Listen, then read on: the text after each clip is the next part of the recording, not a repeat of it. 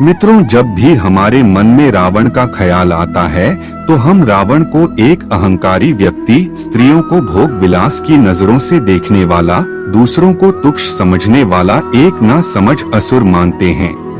लेकिन क्या आप जानते हैं कि रावण एक असली शिव भक्त था, जो अपने परिवार की रक्षा के लिए किसी भी हद तक जा सकता था। उसे स्वयं ब्रह्मा जी ने वरदान दिया था कि तुम्हें कोई देवता नहीं मार सकता, तुम्हें सिर्फ एक मनुष्य ही मार सकता है, वो भी तब जब तुम्हारी नाभि पर वार किया जाए। उसकी मौत देवताओं के श्राप द्वारा हुई थी। उसको मारने के बाद स्वयं राम जी ने भी उसकी पूजा की थी। उसने भगवान शिव को लंका ले जाने के लिए कैलाश पर्वत को भी उठा लिया था। दुनिया आज भी उसे एक देवता की तरह पूजती है। जी हाँ मित्रों, आज के इस वीडियो में हम रावण का वो सच बताएंगे जिससे आप आज भी अनजान हैं। तो नमस्कार मित्रों, स्वागत है आपका आज के इस नए वीडियो पर एक बार फिर। मित्रों, आज रावण को उसके अहंकार और उसके जिद के लिए याद किया जाता है, लेकिन प्राचीन समय में उसको देवताओं के घोर तपस्या के लिए भी जाना जाता था, जिनके आशीर्वाद से ही रावण तीनों लोकों पर अपना कब्जा कर सका।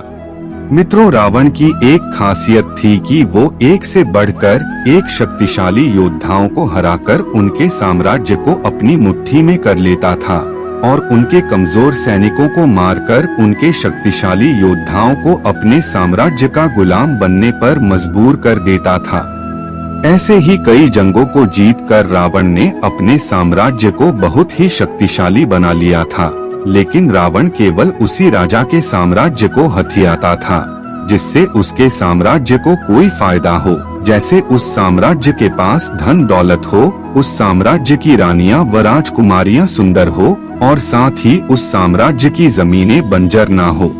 अगर इन बातों के खिलाफ जाकर रावण के सैनिक किसी साम्राज्य पर कब्जा करते थे तो रावण उस साम्राज्य को कतई स्वीकार नहीं करता था। इसके अलावा भी रावण के कई रूप थे। वो एक असुर होने के साथ साथ महाज्ञानी पंडित भी था। कई लोग रावण को आज भी एक राक्षस मानते हैं, तो लोगों की एक बड़ी आबादी का यह भी कहना है कि रावण एक ब्राह्मण था। लेकिन सच्चाई में ना तो रावण राक्षस था और न ही कोई ब्राह्मण। दरअसल रावण के पिता एक ब्राह्मण थे और रावण की माता कैकसी एक राक्षसनी थी, इसलिए रावण को आज लोग ब्रह्म राक्षस कहते हैं। रावण की माता कैकसी ने अशुभ समय में गर्भ को धारण किया था, जिसकी वजह से उसकी कोख से रावण और कुंभकर्ण जैसे असुर पैदा हुए थे। आपको बता दें कि रावण शिव जी का बहुत बड़ा भक्त था और कहा तो यह भी जाता है कि उस समय पूरी दुनिया में रावण से बड़ा शिव जी का कोई दूसरा भक्त नहीं था। इसलिए रावण ने फैसला किया कि वह शिव जी को लंका में रखेगा, जिसको रखने के लिए रावण ने पूरे के पूरे कैलाश पर्वत को ही उठा लिया था, जिसको देखकर शिव जी को बहुत क्रोध आया और उन्होंने कैलाश पर्वत पर अपना पैर रख दिया, जिसके बाद पर्वत वापस अपने स्थान पर आ गया और रावण का एक हाथ कैलाश पर्वत के नीचे ही दब गया। जिसके बाद रावण दर्द में चिल्लाने की जगह जोर जोर से शिव तांडव करने लगा। इस तांडव को देखकर शिव जी ये सोचने लगे कि इतने दर्द में भी भला कोई शिव तांडव कैसे कर सकता है। रावण के इस दृश्य को देखकर शिव जी ने दशानंद को रावण का नाम दिया, जिसका अर्थ होता है जोर जोर से दहाड़ना। मित्रों, प्राचीन ग्रंथों में बताया जाता है कि रावण ने लंका को अपने सौतेले भाई कुबेर से बलपूर्वक हथियाया था और कुबेर के बाद जैसे ही रावण ने लंका पर शासन किया तो वहां के लोगों ने भी कुबेर से ज्यादा रावण के शासनकाल को पसंद किया। कई लोग तो रावण को आज भी श्रीलंका में भगवान की तरह पूजते हैं। लंका में ही नहीं, अपने भारत में भी कई जगहों पर रावण को जलाया नहीं बल्कि श्री राम की तरह पूजा जाता है। उन्हीं में से एक कानपुर में स्थित कैलाश मंदिर भी है, जो सिर्फ दशहरे के दिन ही खुलता है और जैसे ही रावण को जलाया जाता है उससे पहले ही इस मंदिर को बंद कर दिया जाता है और फिर इसे अगले दशहरे पे ही खोला जाता है। मित्रों, रावण इतना शौर्य ज्ञानी था कि उसके पास सभी प्रकार के शास्त्रों और वेदों का ज्ञान था।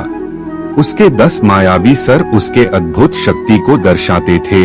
उसकी उच्च दर्जे की नीतियाँ उसके साहस को बताती थी। उस समय के जितने भी शक्तिशाली राजा और योद्धा थे, उन सभी से रावण हमेशा आगे रहता था।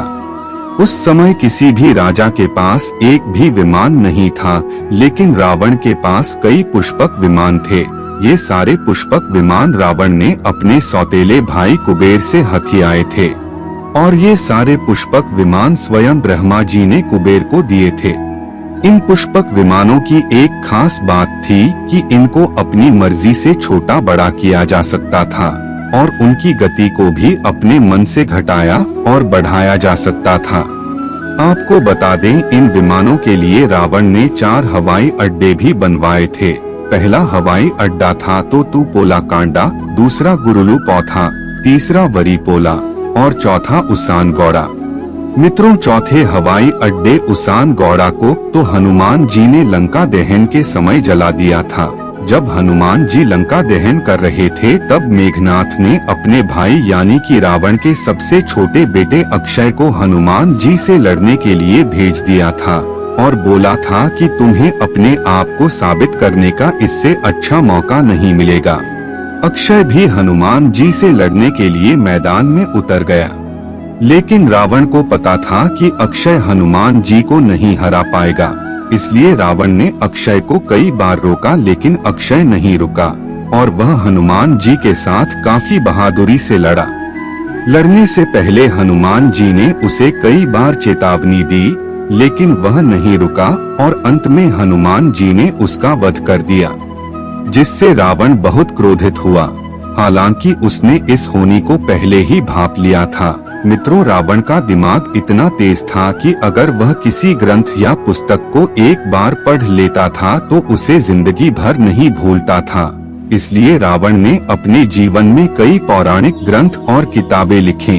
इन्हीं किताबों में से एक लाल किताब भी है। इस किताब में रावण के द्वारा जितनी भी बातें लिखी गई हैं, वह सारी बातें आज बिल्कुल सच होती हैं। इस किताब में सामुद्रिक शास्त्र, हस्तरेखा और जन्म कुंडली के बारे में विस्तार से लिखा गया है। आजकल के काला जादू करने वाले बाबा आम लोगों को लूटने के लिए इस किताब का काफी इस्तेमाल करते हैं। मित्रों, रावण जितना बुद्धिमान था उतना ही शक्तिशाली भी था। उसकी ताकत का अंदाजा आप इसी बात से लगा सकते हैं कि जब रावण के बेटे मेघनाथ का जन्म हो रहा था, तब रावण ने सभी ग्रहों को 11वें स्थान पर विराजमान होने का आदेश दिया था। ऐसा करने से रावण का बेटा मेघनाथ अमर हो जाता, पर ऐसा संभव नहीं हो पाया क्योंकि शनिदेव ने अंतिम क्षणों में अपनी चाल बदल ली थी। इसी के चलते क्रोध में आकर रावण ने शनिदेव को अपना बंदी बना लिया था। रावण इतना शक्तिशाली था कि उस समय रावण ने अपने बल और शक्ति से न केवल शनि देव को बल्कि कई देवों को हराकर उन्हें अपना बंदी बना लिया था, जिसमें शनिदेव और इंद्रदेव जैसे बड़े बड़े देवता शामिल थे। एक मर्तबा तो रावण ने स्वयं यमराज को भी युद्ध के लिए ललकार दिया था। मित्रों, ये तो आप समझ ही गए होंगे कि रावण कितना शक्तिशाली था, लेकिन इसके बावजूद भी रावण अमर होना चाहता था, और अमर होने के बाद वह पूरी दुनिया पर राज करने के साथ पूरे ब्रह्मांड में सिर्फ राक्षस राज फैलाना चाहता था। अमर होने के लिए रावण ने ब्रह्मा जी की घोर तपस्या की थी। रावण कई वर्षों तक इस तपस्या में लीन रहा था, जिसके बाद रावण की तपस्या को देखते हुए ब्रह्मा जी भी प्रसन्न हो गए।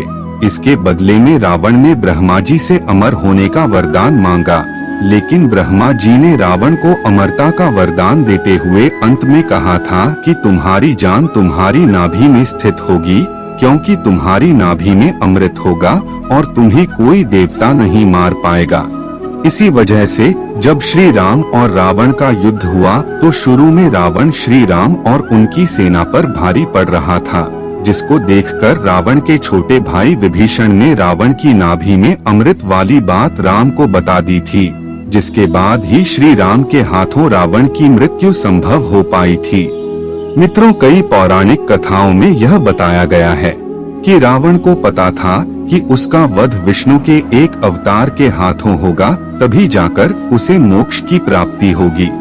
ऐसा इसलिए था क्योंकि हिंदुओं के कई ग्रंथों में ये साफ साफ लिखा हुआ है कि पहले के समय में रावण और कुंभकर्ण विष्णु भगवान के पहरेदार हुआ करते थे, जिनके नाम थे जाया और विजाया।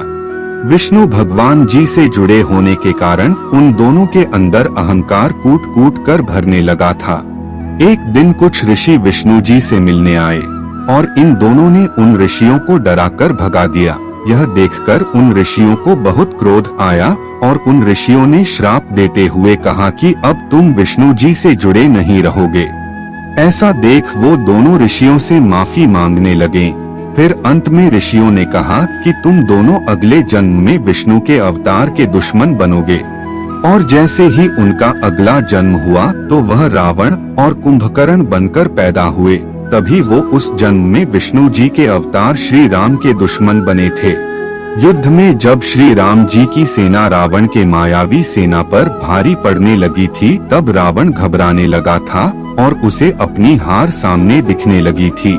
तभी रावण ने सोचा कि वो कभी युद्ध में न हारने वाला यज्ञ करेगा और उस यज्ञ को पूरा करने के लिए उसे एक ही जगह पर बैठकर यह यज्ञ पूरा करना था और तब तक अपनी जगह से नहीं हटना था जब तक कि यह यज्ञ पूरा नहीं हो जाता। ये सब जानकर रावण ने अपना यज्ञ शुरू कर दिया और इस यज्ञ के बारे में जैसे ही श्री राम को पता चला तो श्री राम ने उस यज्ञ को भंग करने के लिए अपनी बानर सेना भेजी, लेकिन राम जी की बानर सेना भी रावण को अपनी यज्ञ से नहीं हटा पाई। ऐसा देख बाली पुत्र अंगद ने रावण की पत्नी मंदोदरी को बंदी बना लिया, लेकिन इसके बाद भी रावण उस यज्ञ से टस से मस नहीं हुआ। फिर मंदोदरी ने रावण से कहा कि राम अपनी पत्नी सीता को बचाने के लिए इतना बड़ा युद्ध लड़ रहे हैं और आप अपनी पत्नी को बचाने के लिए अपनी जगह से हिल भी नहीं सकते। यह सुनकर रावण उस यज्ञ से उठ गया जिस यज्ञ से वो न केवल श्री राम को बल्कि हनुमान, अंगद और किष्किंधा से आई सुग्रीव की पूरी सेना को पराजित कर देता। लेकिन ऐसा संभव नहीं हो पाया और युद्ध के अंत में रावण और रावण का पूरा साम्राज्य श्री राम के हाथों खत्म हो गया और श्री राम ने इस युद्ध में विजय पाई। तो मित्रों, यह थी रावण से जुड़ी कुछ बातें जिनको जानने की रुचि आज भी कई लोगों के दिलों में है।